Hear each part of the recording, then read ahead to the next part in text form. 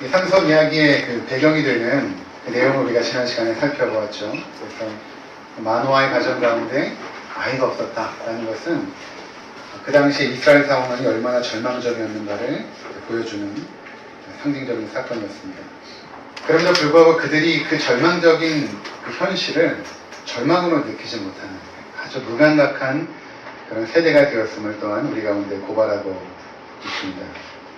그 얼마 전부터 이제 그 세월호에 대한 그 진상들을 조금씩 알려지기 시작하면서 전에 학생들이 죽기 전에 찍었던 그 영상들이 공개가 되고 있습니다. 제가 깜짝 놀랐던 것은 무엇인가 하면 아이들이 이제 물에 빠져 죽어가면서 이제 주변에 친구들을 찍고 있는데 아이들 웃고 있는 거예요. 좋아서 웃는 것이 아니라 아무 생각이 없는 것입니다. 그럼 자신들이 얼마만큼 절망적이고 고통 가운데로 들어가는지를 전혀 인식하지 못하고 그것을 찍고 있는 거예요. 근데 거기서 굉장히 두려움에 빠진 한 여학생이 막 울고 있는데 공포에 떨고 울고 있는데 그 아이들은 뭐라 그러냐면 얘 지금 웃고 있어, 얘 지금 울고 있어 하면서 조롱거리로 삼는 모습을 보게 되었습니다. 저는 그러한 그 모습이 바로 우리가 살아가는 이 시대의 모습이라고 생각합니다. 그 절망 가운데 아무런 소망이 없는 상태에서 그 지옥 형벌로 빠져가고 있는 우리 인생들이 전혀 무감각해져 있는 것입니다. 얼마만큼 이 현실이 참혹하고 비통한지를 깨닫지 못하고 있는 것입니다. 저는 이제 용찬이하고 기강이하고 이제 성경 공부를 하면서 그런 이야기를 했습니다. 그 세월호에서 죽은 그 아이들, 그들의 삶의 소망이 과연 무엇이었을까? 그런 이야기였습니다. 그들의 삶의 목적은 무엇이었고, 그들이 추구했던 삶은 무엇이었을까? 당연히 그 학생들은 좋은 대학교 가고, 좋은 직장 취업해서 달라는 가정을 이루는 것을 소망하고 있었겠죠. 그런데 그 순간에 그들의 소망이 다 사라져버린 것이죠. 헛된 소망을 붙잡았기 때문에. 근데 만약에 아이들 가운데 예수 그리스도를 소망으로 붙잡은 아이들이 만약에 있었다면, 물론 있었겠죠. 예수 그리스도와 다시금 만나서 그 영원한 하나님 나라에서 우리 주님과 함께 예배하고 찬양하며 그 안식할 날을 기대했던 하나님의 자녀들이 있었다면 그 마지막 가장 끔찍한 순간에 그 소망이 이루어지는 것입니다. 그러니까 우리가 이 세상에서 붙잡아야 될 소망이 무엇인지를 분명히 보여주는 사건이죠. 여러분들도 지금 어떠한 소망들 있지 않겠습니까? 정말 그렇게 꼭 내가 살고 싶다. 여러분의 생명의 주권자는 하나님이십니다. 하나님께서 우리의 생명을 언제 걷어가실지 알지 못하죠. 근데 그 마지막 순간에 하늘 소망을 붙잡은 자들은 그 소망이 이루어지는 것입니다. 나의 놀라운 것, 정녕 이루어져. 그 소망이 이루어지는 것이죠. 그러니까 여러분들이 이 말씀을 통하여서 우리의 삶의 그 목표와 바라보아야 될 것들, 그리고 어떻게 살아야 될 것인가에 대한 부분들을 진지하게 고민하셔야 돼요. 하늘 소망을 붙잡는 자들은 이 세상의 것들에 그렇게 연연히 하지 않죠. 우리나라도 청소년 자살률이 1위지 않습니까? 그들 가운데도 절망이 있습니다. 그들이 하늘 소망을 붙잡는다면 그 모든 절망적인 것들을 능히 극복할 수 있을 텐데. 근데 우리는 지금 뭘 하고 있냐면 계속 세상의 헛된 소망들을 아이들에게 주입하고 있는 것입니다. 그러니까 아이들이 공허해지는 거예요. 아이들도 압니다. 아이들이 눈이 없겠습니까? 귀가 없겠습니까? 보고 듣는데 그 소망 붙잡고 살아가는 사람들이 행복하지 않은 것입니다. 절망이죠. 그러니까 우리 부모님들께서도 우리 자녀들에게 어떠한 소망을 과연 교육해야 되는가. 우리 청년들도 마찬가지입니다. 세상의 헛된 것들 붙잡고 살면 여러분들의 시간과 여러분들의 에너지와 헛된 것에 소비하는 것입니다. 이러한 절망적인 상황이 그 당시 이스라엘 백성이었고 지금 인류의 모습이라는 것입니다. 근데 이러한 절망적인 상태에서 하나님께서는 역사를 하시는데 오늘부터 그 내용입니다. 과연 어떻게 이 절망의 상황을 소망으로 바꾸시는가. 그 첫 번째 내용은 무엇인가 하면 하나님께서 절망 가운데 있는 인생들에게 찾아오신다는 것입니다. 찾아오십니다. 자, 13장 3절을 한번 보시면 여호와의 사자가 그 여인에게 나타나셔서 그에게 이르시되 보라 내가 본래 임신하지 못함으로 출산하지 못하였으나 이제 임신하여 아들을 낳으니. 소망의 메시지를 주고 있습니다. 내가 임신하여 아들을 낳을 것이다. 하나님께서 찾아오시죠. 그 사자를 통하여 임재하신 것입니다. 그리고 내가 아들을 낳을 것이다. 이렇게 말씀을 하고 있는 것입니다. 자, 자, 이것은 우리의 구원이라는 것은 인간의 그 어떤 노력이나 능력으로 되는 것이 아니라 하나님의 찾아오심으로 이루어짐을 보여주는 사건인 거죠. 우리가 아무리 노력해도 이 절망의 땅을 소망으로 바꿀 수가 없습니다. 그것을 빨리 인정을 해야 됩니다. 그 어떤 정부도, 그 어떤 문명도 그동안 소망이 되었던 적은 한 번도 없습니다. 자, 우리가 어떻게 구원을 받았습니까? 잘 보시면 하나님께서 찾아오신 것이죠. 내가 하나님께 찾아간 것 같지만 그렇지 않습니다. 하나님께서 우리를 찾아오신 것입니다. 그것을 어떻게 알 수 있냐면 하나님 나를 언제 찾아오셨을까? 그래서 어떻게 알 수 있냐면 하나님 빛이시거든요. 하나님께서 임재를 하시면 그 빛이 우리 안에 있는 그 더러움과 어둠의 영역들을 이렇게 비춰주십니다. 그래서 전에는 몰랐는데 어느 순간 내 자신이 너무 더럽고 추악해 보이는 것입니다. 내가 지었던 과거의 죄뿐만 아니라 현재의 나의 모습이 너무 더럽고 추악합니다. 이것을 깨닫는 순간 하나님의 임재가 우리 가운데 임했다는 증거입니다. 그 자리에서 우리는 회개하잖아요. 내가 이렇게 더러운 자다. 하나님의 빛이 임한 것입니다. 하나님의 임재가 그렇게 임하는 것이죠. 그리고 회개를 통하여 하나님 나라로 우리를 초대하시고 그의 백성을 삼아주신다는 것입니다. 두 번째 내용이 오늘 우리가 중요하게 다룰 내용인데 그렇게 하나님의 거룩한 백성을 삼으시고 나서 그들에게 세 가지 금기 상황을 주십니다. 특별히 삼손에게 세 가지의 금기 내용을 주시는데 오늘 이 첫 번째 내용만 우리가 함께 나누도록 하겠습니다. 그것은 무엇인가 하면 포도주나 독주를 마시지 말고 포도에서 나오는 산물을 먹지 말고 부정한 것들을 일체 먹지 말라. 이러한 내용인 것입니다. 왜 포도주를 먹지 말라고 했을까? 이 부분을 그냥 뭐 간단하게 생각하면 포도주를 먹으면 취하니까 또는 포도주는 부정한 음식이니까 이렇게 생각하기 쉬운데 그 생각을 여러분 다 내려놓고 우리가 성경으로부터 왜 포도주를 먹지 말라고 했는지를 지금부터 잘 배워나가셔야 됩니다. 포도주를 먹지 말라고 했을까요? 자, 이 내용은 굉장히 중요했기 때문에 세 번씩이나 지금 반복하고 있습니다. 7절에 보면 이제 마노아의 아내가 그 여호와의 사자로부터 나실인의 세 가지 규례에 대해서 듣습니다. 네가 낳을 그 아들 삼손에게는 이 세 가지를 결코 해서는 안 된다. 라고 말하는 그 첫 번째 내용이 포도주를 마시지 말라인데 그 내용을 마노아 남편에게 찾아가서 동일하게 이야기를 합니다. 자, 7절 함께 읽도록 하겠습니다. 그가 내게 이르기를 보라 내가 임신하여 아들을 낳으니 이제 포도주와 독주를 마시지 말며 어떤 부정한 것도 먹지 말라. 이 아이는 태에서부터 그가 죽는 날까지 하나님께 바쳐진 나시린이 되리라 하더이다 하라.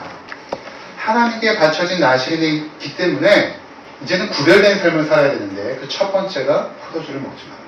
두 번째 언급이 되어졌습니다. 세 번째 마노아의 아내로부터 마노아가 그 이야기를 들었음에도 불구하고 이 서원은 남편의 허락이 있어야 되거든요. 마노아의 아내가 들은 내용이 정확하게 확실한지를 다시 한번 검증할 필요가 있었던 것입니다. 그래서 마노아가 이 사실을 여호와의 사자로부터 직접 듣기를 원하여 간구를 하죠. 그랬더니 여호와의 사자가 나타납니다. 그래서 다시 한번 동일한 내용을 반복을 해주는데 14절 포도나무의 소산을 먹지 말며 포도주와 독주를 마시지 말며 어떤 부정한 것도 먹지 말고 내가 그에게 명령한 것은 다 지킬 것이라 하니라. 지금 이 내용은 낳게 될 삼손뿐만 아니라 그 삼손의 어머니 그 마노아의 아내에게도 동일하게 지금 적용되고 있는 금기사항이거든요. 네가 앞으로 아들을 낳게 될 터인데 너부터 포도주를 먹습니다. 그리고 네가 낳을 아들도 마찬가지다. 나시린이기 때문에 나시린의 규례를 지켜야 된다 라고 하면서 이 말씀을 하고 있다는 것입니다. 자, 그렇다면 먼저 우리가 이 나시린이 무엇인지를 알 필요가 있습니다. 나시린이 무엇인가? 민수기 6장에서 자세히 기록하고 있는데 민수기 6장을 잠깐 보도록 하겠습니다. 함께 읽겠습니다. 이스라엘 자손에게 전하여 그들에게 이르라. 남자나 여자가 특별한 선, 곧 나시린의 서원을 하고 자기 몸을 구별하여 여호와께 드리려고 하면 포도주와 독주를 멀리하며 포도주로 된 초나 독주로 된 초를 마시지 말며 포도즙도 마시지 말며 생포도나 건포도도 먹지 말지니 자기 몸을 구별하는 모든 날 동안에는 포도나무 솟아는 씨나 껍질이라도 먹지 말지며. 자, 나시린이라는 것은 하나님의 일을 위하여 구별된 자들이거든요. 이들은 보통 어떻게 이 나시린의 사명을 감당하냐면 하나님 앞에 이제 서원을 통해 합니다. 하나님 내가 몇 년 동안은 하나님 앞에 내 자신을 드리겠습니다. 10년, 20년 이렇게 서원을 하고 나신의 규약을 지키게 됩니다. 그러면서 이 첫 번째 금지사항, 이 포도나무의 소산을 먹지 않는 이 규례를 지키게 되는 것입니다. 여기 보면 단순히 그냥 포도주를 먹지 말라 이렇게 하지 않고 거기에는 포도나무에 있는 소산 전체를 먹지 말라고 지금 말합니다. 포도주는 우리가 취하니까라고 생각하기 쉽지만 그러면 왜 포도나무의 소산, 씨나 껍질까지 먹지 말라고 하셨을까? 그럼 포도라는 것은 부정한 것인가? 그렇기 때문에 그것을 먹지 말라고 하신 것인가? 이런 의문이 들죠. 이것에 대해서 우리가 알기 위해서는 성경에서 이 포도주가 어떤 것을 의미하는지를 이제 분명히 알 필요가 있습니다. 이 성경에서 포도주를 먹는다는 것은 어떤 의미가 있냐면 하나님께서 주신 그 사명들을 다 마치고 나서 이제 안식할 때 그 포도주를 먹게 됩니다. 이 성경에서 포도주를 먹는 것에 대한 의미. 그러니까 하나님께서 어떤 사명을 우리에게 주시잖아요. 그럼 성경에 나와 있는 그 하나님의 사람들은 그 사명을 마칩니다. 그리고 나서 자신의 처소에서 안식하면서 포도주를 이제 마시게 되는 것입니다. 그 내용을 우리 한번 찾아보겠습니다. 창세기 5장 29절부터 먼저 보겠습니다. 창세기 5장 29절. 이름을 노아라 하여 이르되 여호와께서 땅을 거주하심으로 그렇게 일하는 우리를 이 아들이 낭비하리라 하였더라. 지금 라멕이 자신을 통해서 태어날 노아에 대해서 어떠한 예언을 하냐면 지금 이 땅은 우리가 알다시피 가인과 아벨 이후에 이 땅이 저주를 받죠. 그런데 하나님께서 이 노아를 통하여 이 저주받은 땅에서 수고하고 있는 우리들, 하나님의 백성들을 안위할 것이다. 그들에게 평안을 주고 위로할 것이다. 그들에게 안식을 주고 위로할 것이다. 노아가 그러한 사명을 감당하게 될 것이다. 라는 것입니다. 그래서 우리가 잘 아는 것처럼 이 노아가 방주를 짓고 그리고 노아의 홍수 속에서 그의 가족이 살아남고 그 사명을 다 마칩니다. 하나님께서 주어주신 그 사명을 다 마치고 나서 노아가 무엇을 하냐면 포도나무를 심고 포도주를 먹게 됩니다. 한번 보도록 하겠습니다. 창세기 9장 20절. 노아가 농사를 시작하여 포도나무를 심었더니 포도주를 마시고 취하여 그 장막 안에서 벌거벗은지라. 가나안의 아버지 함이 그의 아버지의 하체를 보고 밖으로 나가서 그의 두 형제에게 알림해 펜과 야벳이 옷을 가져다가 자기들의 어깨에 메고 뒷걸음쳐 들어가서 그들의 아버지의 하체를 덮었으며 그들의 얼굴을 돌이키고 그들의 아버지의 하체를 보지 아니하였더라. 노아가 술이 깨어 그의 작은 아들이 자기에게 행한 일을 알고 이에 이르되 가나안은 저주를 받아 그의 형제의 종들이 되기를 원하노라 하고. 만약 장면 여러분들 잘 이해가 안 되셨을 것입니다. 아버지가 포도주 먹고 취해 있는데 가나안이 하체를 덮어주지 않습니까? 어떻게 보면 참 잘한 일인데 나중에 보면 그 가나안이 저주를 받게 되거든요. 도대체 어떻게 된 일일까? 자기 아버지 하체를 가려준 가나안이 왜 저주를 받는가? 이 장면은 이제 노아가 자신에게 맡겨진 그 사명을 마친 것입니다. 그래서 포도나무를 심고 그 소산을 통하여 포도주를 마실 때에 이제 자신에게 안식이 찾아온 것입니다. 가장 평안한 자신의 처소에 들어가서 그 수고의 그 무거운 그 사명의 겉옷을 벗고 이제 포도주를 먹으며 안식하고 있을 때에 그 개인적인 침소를 가나안이 그 아들이 침범한 것입니다. 그것이 저주를 받게 되는 이유가 되었죠. 자, 창세기 14장에 보면 아브라함이 살렘왕 멜기세덱으로부터 포도주를 이렇게 받거든요. 그 장면을 한번 보도록 하겠습니다. 창세기 14장 17절, 18절. 아브라함이 그돌라 오늘과 그와 함께한 왕들을 쳐부시고 돌아올 때에 소돔왕이 살렘의 골짜기에 곧 왕의 골짜기로 나와 그를 영접하였고 살렘왕 멜기세덱이 떡과 포도주를 가지고 나왔으니 그는 지극히 높으신 하나님의 제사장이었더라. 자, 멜기세덱이 사명을 마치고 돌아온 아브라함에게 포도주를 이렇게 줍니다. 아브라함의 조카 롯이 사로잡혀 갔거든요. 그를 구출하기 위해서 전쟁을 일으키고 가족들을 구출해 옵니다. 그 사명을 마치고 돌아올 때에 그에게 주어진 것은 바로 포도주였던 것입니다. 신명기 14장 23절에서 26절. 내 하나님 여호와 곧 여호와께서 그 이름을 두시려고 택하신 곳에서 내 곡식과 포도주와 기름의 11조를 먹으며 또 내 소와 양의 처음 난 것을 먹고 내 하나님 여호와 경외하기를 항상 배울 것입니다.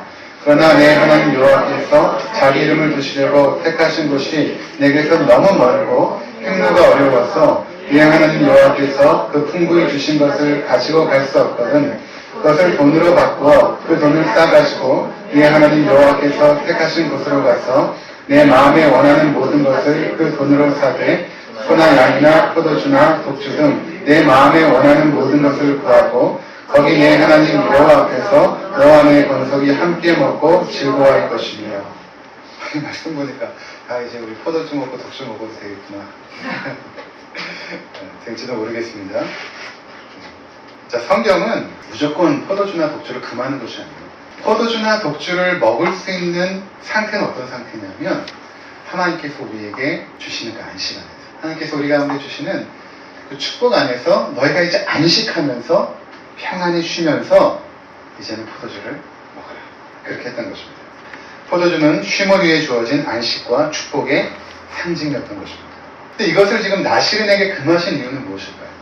네가 나신인으로서 하나님께 구별된 삶을 살고자 하면 무슨 먹어서는 안 된다. 포도주나 독주를 먹어서는 안 된다. 포도나무의 모든 산물을 내가 먹었으면 된다. 라고 말씀하신 이유는 과연 무엇이겠습니까? 우리가 이해가 되어지죠.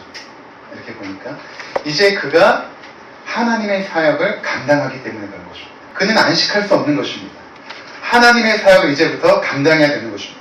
그래서 그의 감당함으로 말미암아 이스라엘 백성들은 포도주를 마실 수가 있는 것입니다. 그들의 섬김으로 말미암아. 이 그림을 여러분들이 잘 이해하고 있어야 이제 결론 부분에 있어서 우리가 포도주를 먹을 수 있는 이유에 대해서 여러분들이 이해가 될 것입니다. 자, 그런데 삼손만 나실인이 아닙니다. 지금 이 이야기를 통해서 보여주고자 하는 것은 무엇인가 하면 하나님의 선택받은 삼손, 그가 나실인이었을 뿐만 아니라 하나님의 선택받은 이스라엘 백성 또한 나실인의 삶을 살아야 된다는 거죠. 그들 전체가 이 세상 민족 가운데 구별된 하나님의 백성, 제사장 나라가 되었던 것입니다. 그들에게 특별히 주어진 사명이 있는데 그것은 죄악으로 가득 찬 가나안 땅을 진멸하고 그것에 하나님 나라를 세우는 것이죠. 하나님을 예배하고 경배하고 그의 말씀에 순종하는 하나님 나라를 세우는 것이 이스라엘 백성들의 사명이었던 것입니다. 그 사명이 맞춰질 때야만 비로소 하나님의 백성들은 포도주를 먹을 수가 있는 것입니다. 그렇다면 이것이 오늘을 살아가는 우리와 무슨 연관이 있을까요? 이 내용과 지금 우리가 무슨 연관이 있을까? 우리가 나실이니까? 우리는 포도주를 그냥 먹을 수 있을까? 그냥 먹지 말아야 되는가? 단순히 술을 취하기 때문에 먹고 말자의 지금 문제를 제가 다루는 것이 아니라 성경에서 말하고 있는 구별된 삶, 하나님에게 바쳐진 사람들의 삶에 대한 것을 지금 이야기하고 있는 것입니다. 하나님께서 죄악 가운데 있는 우리를 찾아오시죠. 그리고 그의 자녀로, 그의 백성으로 삼아주십니다. 그리고 우리는 구별된 하나님의 백성이 되었습니다. 우리는 구약 백성들처럼 나실인의 서원을 통해서 나실인이 되는 것이 아니라 하나님께서 성령으로 우리 가운데 임재했을 때 우리는 영원토록 나실인이 되어지는 것입니다. 영원토록 하나님께 바쳐진 존재가 되어지는 것입니다. 그래서 로마서 12장 1절에는 너희 몸을 하나님께서 기뻐하시는 거룩한 산 제물로 드리라. 우리의 존재 자체, 우리의 삶 자체가 하나님 앞에 완전히 바쳐진 나실인의 삶을 우리는 살고 있습니다. 그래서 그 사사기 13장 7절에 보면 나실인은 보통 서원을 통해서 몇 년 동안 하게 되는데 마노아의 아내가 마노아에게 이렇게 말합니다. 이 아이는 태에서부터 죽는 그날까지 하나님께 바쳐진 나실인이 되리라. 이렇게 말합니다. 우리에게 말씀하시는 거죠. 너희는 태어나면서부터 이미 하나님 앞에 창세전에 택함받은 거룩한 백성인데 너희는 평생토록 하나님께 구별하여 바쳐진 자들이다. 라고 우리에게 말씀하시는 거죠. 그렇다면 우리는 포도주를 마실 수 있습니까? 아니면 마실 수 없습니까? 여기서부터 여러분들이 잘 이해하셔야 됩니다. 잘 따라오셔야 됩니다. 우리 포도주를 먹을 수가 없죠. 왜냐하면 하나님께 구별된 나실인의 삶이 있기 때문에 하나님 앞에 바쳐져서 하나님 나라를 이 땅 가운데 세워가는 그 사명을 감당해야 되기 때문에 포도주를 먹을 수가 없는 것입니다. 하나님 나라를 세워가는 것이 얼마나 중요한 사명입니까? 예수님께서도 기도를 통하여서 나라가 임하옵시며 뜻이 하늘에서 이룬 것처럼 땅에서도 이루어지도록 기도해라. 하나님 나라가 이 가운데 이 땅 가운데 임하도록 너희가 기도해라. 세상에 구할 것이 많고 많지만 하나님 나라를 먼저 구하라. 이렇게 말씀하지 않았습니까? 너희는 먼저 그의 나라와 그의 의를 구하라. 그 사명이 우리 가운데 주어졌죠. 그 사명이 있는 동안에는 포도주를 먹을 수가 없겠죠. 안식할 수가 없는 것입니다. 왜냐하면 여전히 이 땅은 죄와 사망의 권세가 활동하고 있기 때문입니다. 그 죄와 사망의 권세를 향하여 계속해서 영적인 싸움을 싸우고 하나님 나라를 이루어가야 될 사명이 우리 가운데 주어진 것입니다. 근데 우리는 포도주를 마십니다. 그걸 잘 이해하셔야 됩니다. 포도주를 마시죠. 언제 마십니까? 성찬식에 마십니다. 성찬식에 마십니다. 그것도 우리가 먹고 싶어서 먹는 것이 아니라 예수님께서 우리에게 주신 것입니다. 포도주를. 그리고 이것을 너희는 기념해라. 그리고 포도주를 주십니다. 너희는 포도주를 먹을 수 있다는 것입니다. 마태복음 26장 26절에서 29절. 그들이 먹을 때 예수께서 떡을 가져서 축복하시고 떼어 제자들에게 주시며 이르시되 받아서 먹으라. 이것은 내 몸이라 하시고 또 잔을 가지사 감사기도 하시고 그들에게 주시며 이르시되 너희가 다 이것을 마시라. 이것은 죄 사함을 얻어 그리고 많은 사람을 위하여 흘리는 바 나의 피 곧 언약의 피니라. 그러나 너에게 이르노니 내가 포도나무에서 난 것을 이제부터 내 아버지의 나라에서 새 것으로 너희와 함께 마시는 날까지 마시지 아니하리라 하십니다. 주님께서 십자가를 지시기 전날 밤 이 최후의 만찬 속에서 이 떡과 포도주를 주시면서 그들에게 하시는 말씀입니다. 이것이 나의 몸이고 나의 피다. 너희를 위하여 흘리는 바 곧 나의 피, 언약의 피니라. 이렇게 말씀하십니다. 그리고 포도주를 주십니다. 무슨 의미일까?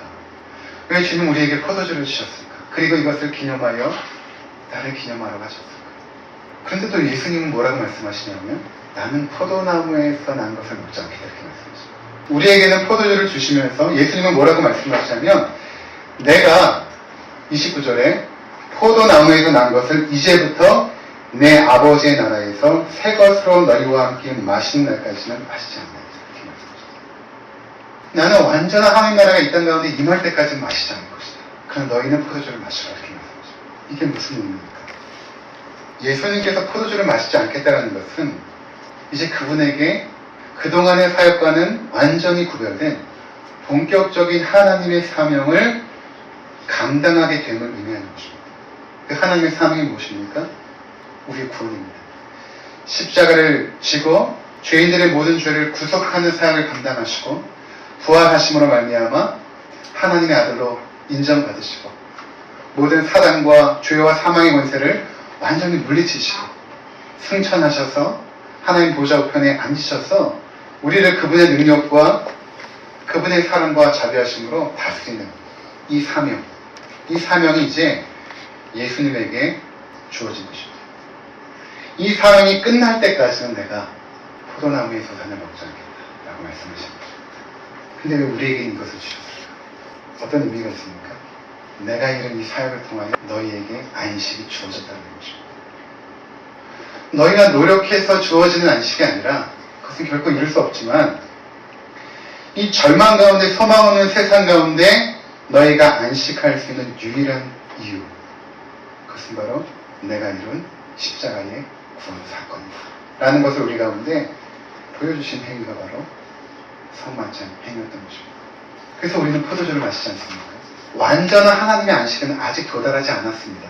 그것은 예수님께서 재림하신 그날 도달할 것입니다. 그러나 그 안식은 이미 그리스도 안에서 시작이 되어진 것입니다. 하나님 나라는 시공간을 초월하죠. 그 하나님 나라의 세계에서는 이미 완성이 되어졌습니다. 그 완성되어진 그 하나님 나라를 우리는 시간과 공간의 순서에 따라서 살아가고 있죠. 하지만 하나님의 입장에서는 이미 이 안식이 완전한 것입니다. 그리고 그 완전한 안식을 너희가 이 세상에서 조금씩 맛보다가 완전한 안식으로 들어오라고 포도주를 우리 가운데 주신 것입니다. 그러니까 우리가 성만찬에서 포도주를 먹을 때에 예수 그리스도의 피값으로 말미암아 이 절망적인 인생 속에 우리가 비로소 안식하게 되었구나 라는 것을 고백하는 그 행위가 된다는 것입니다. 초대교회 성도들은 수천 년 동안 지속했던 안식일을 더 이상 지키지 않았습니다. 여러분 우리나라도 예전에 1월 1일 신정을 설날로 바꾸려고 얼마나 노력을 했습니까? 제가 어릴 때 수년 동안 노력을 했는데 안 됩니다. 이 기념일을 바꾼다는 것은 보통 어려운 것이 아닙니다. 그런데 유대인들이 수천 년 동안 지켰던 그 안식일을 어느 순간 초대교회 성도들은 지키지 않습니다. 그리고 그들이 언제 안식일을 지켰는가? 예수님께서 부활하신 날, 주님의 부활의 날, 주일이죠. 주일날 모여서 안식하며 그들이 했던 것이 무엇입니까? 떡을 떼고 포도주를 마신 것입니다. 우리에게 드디어 예수 그리스도의 십자가 사건을 말미암아 안식이 주어집니다. 내가 노력해서 이루는 안식이 아니라 그리스도께서 선물로 주신 안식을 우리가 받았구나. 그러니까 여러분 성찬 속에서 목사를 통하여 떡과 포도주가 주어질 때 여러분들이 무엇을 받는 것입니까? 안식을 선물로 받는 것입니다. 요한복음 2장에 보면 혼인잔치에 포도주가 떨어져 버립니다. 포도주가 떨어졌다는 것은 잔치가 깨어져 버렸다는 것입니다. 가장 중요한 게 포도주거든요. 유대인의 혼인잔치에서 흥이 다시 깨어져 버린 것입니다. 마리아가 찾아오죠. 어머니가 예수님에게 포도주가 없다. 그때 예수님께서 뭐라고 말씀하시냐면 여자여 내 때가 아직 이르지 아니하였나이다 이렇게 말합니다. 요한복음에서 때라는 것은 정확히 예수님의 십자가의 죽음을 의미합니다. 갑자기 왜 내 때라고 말씀하시는가? 내 때가 아직 이르지 아니하였나이다. 그러나서 예수님께서는 그 빈 물 항아리에 물을 가득 채우게 하고 6개 항아리에다가 물을 가득 채우게 하고 그것을 연회장에게 갖다 주라고 말합니다. 잔치에 참석한 사람들이 물이라고 생각하고 따랐던 그곳에 포도주가 있었습니다. 그들이 포도주를 먹고 나서 너무나 즐거워합니다. 기쁨의 잔치가 시작이 되어집니다. 그래서 무엇을 보여주는 것입니까? 우리 인생은 원래는 잔치입니다. 하나님께서 우리를 창조하셨을 때 우리 인생은 기쁨의 잔치입니다. 그게 하나님 나라거든요. 하나님 나라는 예수님께서 가장 많은 비유로 든 것이 잔치거든요. 우리 인생 기뻐해야 돼. 즐거워야 됩니다. 근데 포도주가 떨어져서 흥이 깨어져 버렸다는 것은 죄악으로 말미암아 더 이상 소망이 없고 기쁨이 없고 절망적인 상태를 의미하는 것입니다. 근데 그것을 예수님께서 뭐라고 말씀하시죠? 내 때가 아직 이르지 아니하였다라고 말씀하시고 나서 나중에는 포도주를 갖다 주시죠. 그럼 내 때가 이루어졌다는 것이죠. 무슨 말입니까? 예수님의 십자가의 죽음과 부활로 말미암아 그 깨어진 너희의 인생의 잔치는 회복이 될 것이다 라는 것입니다. 그 슬픔과 울음과 한숨뿐인 너희의 인생이 예수 그리스도의 십자가의 죽으심과 부활의 사건을 믿는 너희들에게는 기쁨의 잔치로 회복이 되어질 것이다 라는 것을 보여준 사건이 바로 요한복음 2장의 혼인잔치의 사건이었던 것입니다. 최고의 포도주를 맛보죠. 이제 우리는 포도주를 먹습니다. 우리에게 안식이 찾아왔기 때문입니다. 물론 완전하진 않습니다. 그러나 그날에 완전히 이루실 그 하나님의 안식을 바라보며 우리 포도주를 먹는 것입니다. 여러분이 포도주를 먹을 때 우리 가운데 안식이 있음을 믿음으로 고백하셔야 됩니다. 예수님께서는 아버지의 나라에서 새 것으로 너희와 함께 먹는 날까지 마시지 않겠다고 말씀하십니다. 예수님께서는 지금 부지런히 일하고 계세요. 그분의 구원의 사역을 감당하고 계십니다. 아직은 주님께서 안식하지 않으세요. 하나님께서 일하시니 나도 일한다 라고 말씀하십니다. 주님은 쉬지 않으세요. 쉬지 않으시고 그분의 구원의 사명을 계속 감당하시죠. 하지만 우리에게는 안식을 주십니다. 이제 주님께서 재림주로 이 땅에 오셔서 모든 열방과 족속과 백성이 함께 모이셨을 때 그때 우리 주님께서는 그 포도주를 드실 것입니다. 그때 많은 백성이 기뻐 찬양하며 우리의 구원자 예수 그리스도를 높일 것입니다. 그날을 기대하시면서 이 땅 가운데 주님이 주신 안식 가운데 거하는 우리 모두가 되시기를 주의 이름으로 축원을 드립니다. 기도하시겠습니다.